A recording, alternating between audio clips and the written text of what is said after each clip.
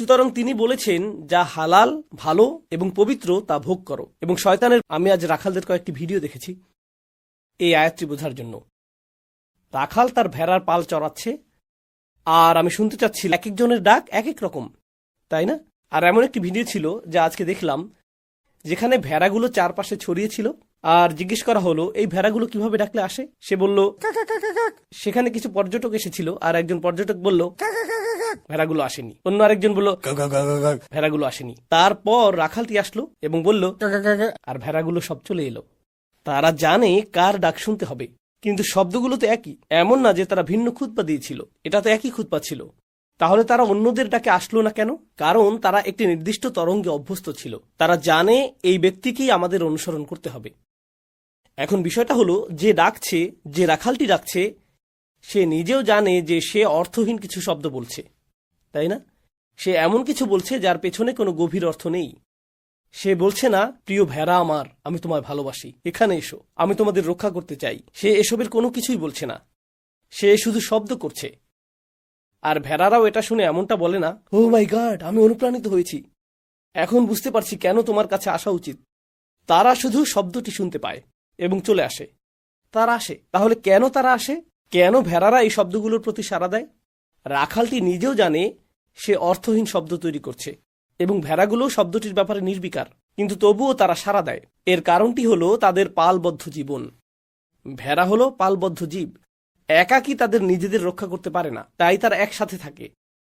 এমনকি মানুষের অনুপস্থিতিতেও তারা নিজেদের ভেতর থেকে একজন নেতা নির্বাচন করে নেয়। রাখালেরা মূলত যা করে, তারা সেই নেতার জায়গাটি নিয়ে নেয় এবং ভেড়াগুলোকে নেতৃত্ব দেয়। আর কিভাবে তারা নেতৃত্ব দেয়? প্রথমে তারা তাদের নিয়মিত খাবার দিতে থাকে, ফলে ভেড়ারা রাখালকে তাদের যোগানদাতা হিসেবে ভাবতে শুরু করে। তারপর রাখালটি সবসময় তাদের কাছ থেকে শিয়াল বা অন্য পশুদের তাড়িয়ে দেয়, এবং ভেড়াগুলো এটা লক্ষ্য করে, আর তারা তাকে যোগানদাতা ও রক্ষাকারী হিসেবে ভাবতে শুরু করে।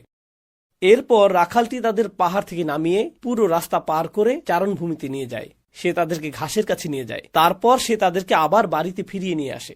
ফলে তারা তাকে পথ প্রদর্শক মনে করে। আমি আপনাদেরকে 3টি শব্দ বলেছি, যোগানদাতা, রক্ষাকারী এবং পথ প্রদর্শক। যোগানদাতা, রক্ষাকারী এবং পথ প্রদর্শক। যেহেতু ভেড়াগুলো পালের অনুসারী, দুটো ভেড়া যখন এগিয়ে আসে, তখন তৃতীয় এবং চতুর্থটার কি ঘটে?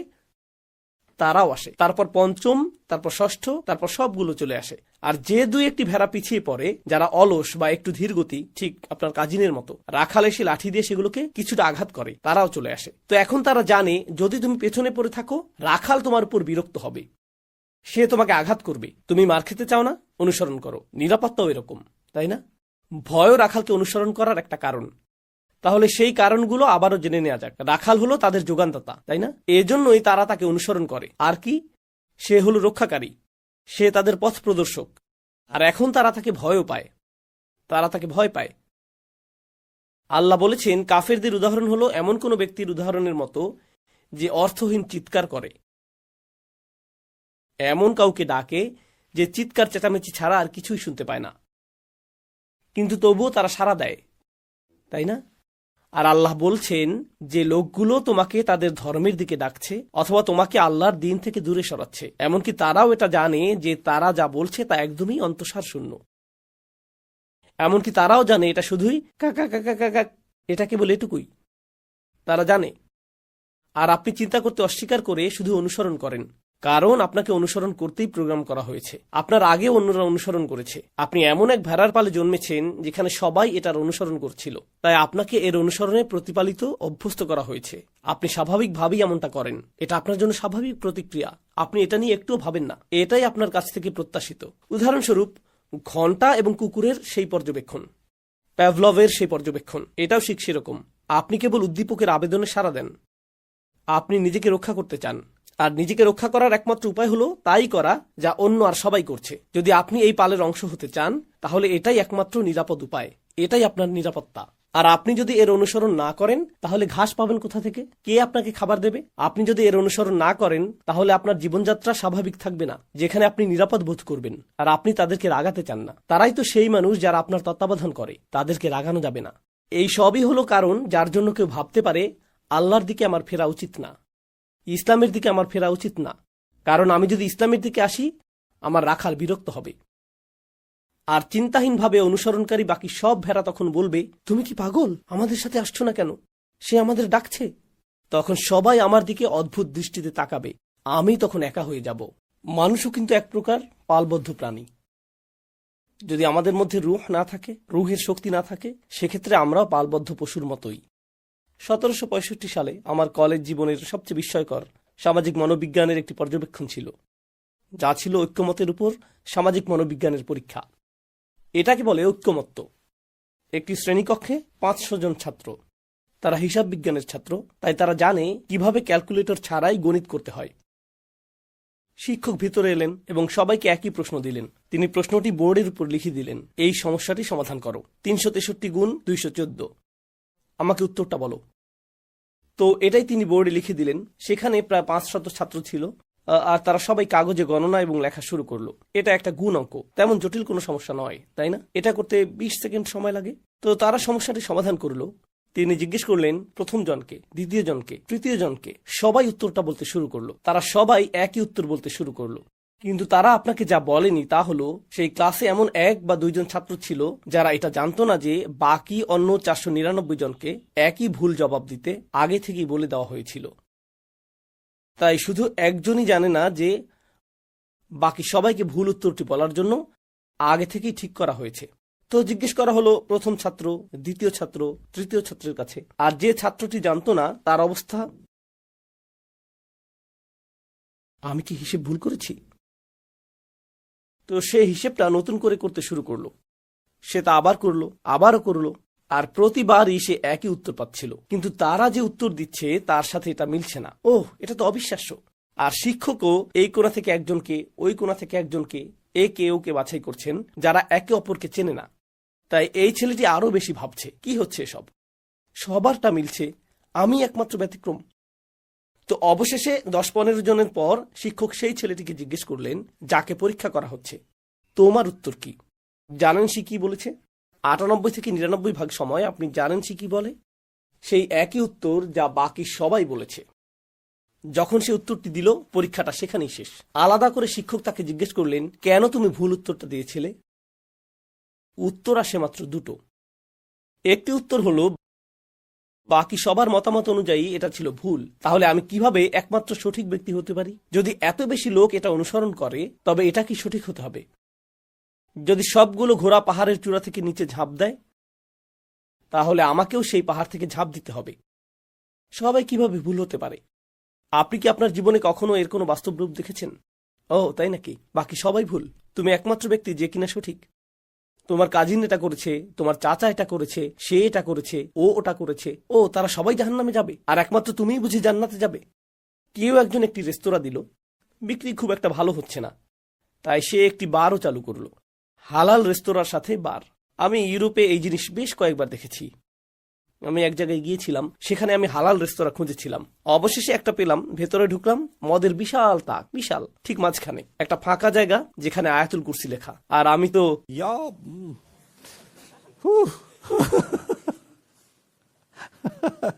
এটা তার রক্ষা কবচ। যখন ফেরেশতারা চলে আসবে আর সে বলবে, শুধু এটা দেখুন।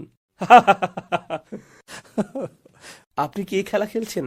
যাই হোক, তারা ভাবে যদি সবাই এটা করে, আমি কতবার দ্বিমত পোষণ করেছি, তাতে কিছু যায় আসে না।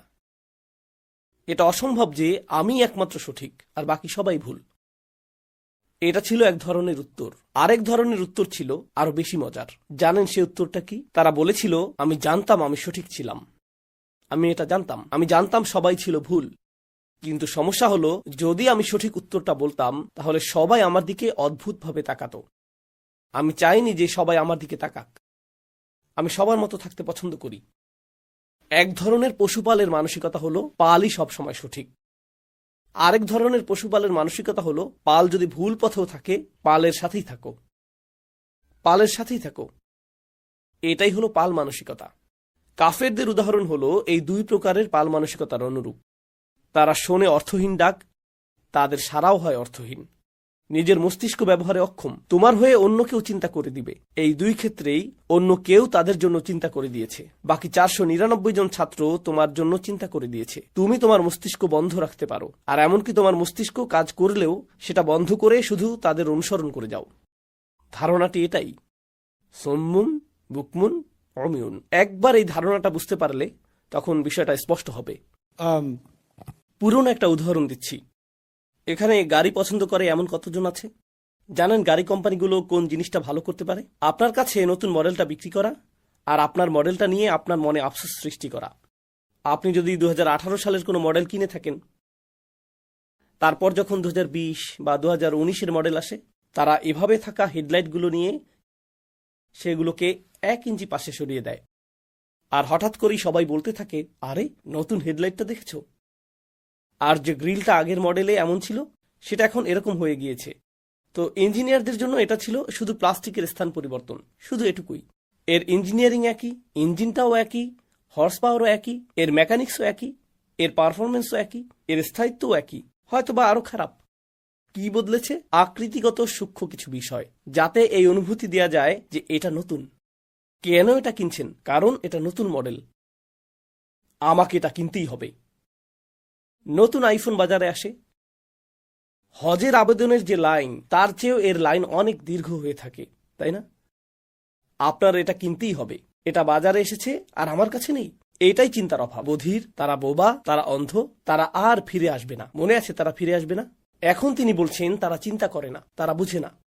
এখানে ফিরে আসা হতে পারে আপনার মূল সত্তায় ফিরে আসা। একভাবে আপনি এভাবে ভাবতে পারেন যে আল্লাহ আমাদের একটি রূহ দিয়েছেন, আল্লাহ আমাদের ভেতর তাৎপর্যপূর্ণ কিছু দিয়েছেন, আল্লাহ সম্পর্কে জ্ঞান, ফিতরা, আর আপনি সেই ফিতরাতে ফিরে আসবেন। কিন্তু যদি আপনি মরুভূমিতে অনেক দূরে চলে যান এবং অন্ধকার ছেয়ে যায়, আপনি আলো প্রজ্বলনকারীকে অনুসরণ করেননি, তাহলে আপনার ফিরে আসার কোনো উপায় নেই। এখন আল্লাহ আমাদেরকে পরবর্তী দৃষ্টিভঙ্গিটি প্রদান করছেন, সুম্মুম বুকমুন উমিয়ুন। আবারও একই শব্দ। আপনার ফিরে না আসার কারণ হলো কারণ আপনি চান না, আপনি আর চিন্তা করেন না। فهم لا يعقلون। তারা তাদের বুদ্ধি ব্যবহার করে না, তারা তাদের চিন্তাকে ব্যবহার করে না। আমি আপনাদের সাথে এটা শুধু অন্য ধর্মের সমালোচনা হিসেবে শেয়ার করছি না। সত্যি বলতে যা আমাকে আতঙ্কিত করে তোলে তা হলো অন্যদের তুলনায় এখন আমরা তেমন আলাদা নই। আমাদের মধ্যে অনেকেই মুসলিমরা আমরা চিন্তাশীল মুসলিম নই। আমরা কোরআন নিয়ে ভাবতে চাই না। প্রকৃতপক্ষে আজও পৃথিবীতে অনেক সংস্কৃতি রয়েছে যেখানে মুসলিম তরুণদের বলা হয়, কোরআন পড়ো না, এটা বিশেষজ্ঞদের জন্য, এটা তোমার জন্য নয়। তুমি এটা তিলাওয়াত করতে চাও, ভালো। কিছু অংশ মুখস্থ করতে চাও, চমৎকার। তোমার তাজবিদ ঠিক করতে চাও, অসাধারণ, এটা শুনতে দারুণ লাগে। কোরআন নিয়ে চিন্তা করা ওটা তোমার জন্য নয়। তোমাকে আগে ডিগ্রি অর্জন করতে হবে। তোমাকে একটি ডিগ্রি অর্জন করতে হবে, তারপর তুমি কোরআন নিয়ে ভাবতে পারবে। কোরআন নিয়ে প্রশ্ন করা ওটা তোমার জন্য নয়, ওটা আলেমদের জন্য। আলেমদের কাজ হলো তাদের সাধ্যমতো আল্লাহর কিতাব শিখা ও বোঝার জন্য সময় ব্যয় করা, যাতে আপনি যখন আল্লাহর কিতাব নিয়ে চিন্তা করেন এবং কোনো প্রশ্ন তৈরি হয়, আপনার যাওয়ার মতো কেউ থাকে। বিষয়টা এমন না যে আপনি চিন্তা করা বন্ধ করে দেবেন, তারাই সব চিন্তা করবে, আপনাকে কোনো চিন্তা করতে হবে না। তা ছিল আমাদের পূর্ববর্তী ধর্মসমূহ। এগুলোই ছিল সেই ধর্ম যেখানে রাখাল ও মেষের সম্পর্কটা বর্তমান ছিল, এবং এটা এত চমৎকার যে এই ধর্মে আল্লাহ রাখাল ও মেষের উদাহরণ দিয়েছেন। সাধারণত অন্য ধর্মের ক্ষেত্রে রাখাল হলো ধর্মীয় নেতার প্রতিচ্ছবি, রাখাল ও তার পাল। যিশু ছিলেন একজন রাখাল, তাই না? অন্যান্য ধর্মের ক্ষেত্রে এবং এমনকি অন্য ধর্মগ্রন্থগুলোতেও যখন আপনি বলেন আপনার হৃদয় পাথর, তখন সেটাকে খারাপ কিছু মনে করা হয়। আর উভয় ক্ষেত্রে আল্লাহ কি করলেন? আল্লাহ দেখতে খারাপ কিছুকে নিয়ে ভালো কিছুতে পরিণত করেছেন। হৃদয়কে পাথরের সাথে তুলনা করা হয়েছে, আর পাথর বিস্ফোরিত হয় যেমনিভাবে ইমানের প্রভাবে হৃদয় বিস্ফোরিত হয়। তাই পাথর গুরুত্বপূর্ণ হয়ে উঠল।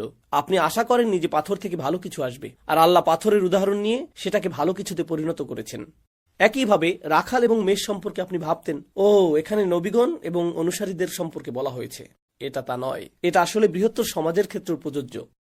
প্রকৃতপক্ষে এই লোকেরা যখন এইভাবে ডাকে, এই আয়াতের গৌণ একটি ব্যাখ্যা ছিল, কেউ ডাকছে, পশুর মতো ডাক দিচ্ছে, এবং সে অর্থহীন শব্দ ছাড়া আর কিছুই শুনতে পায় না।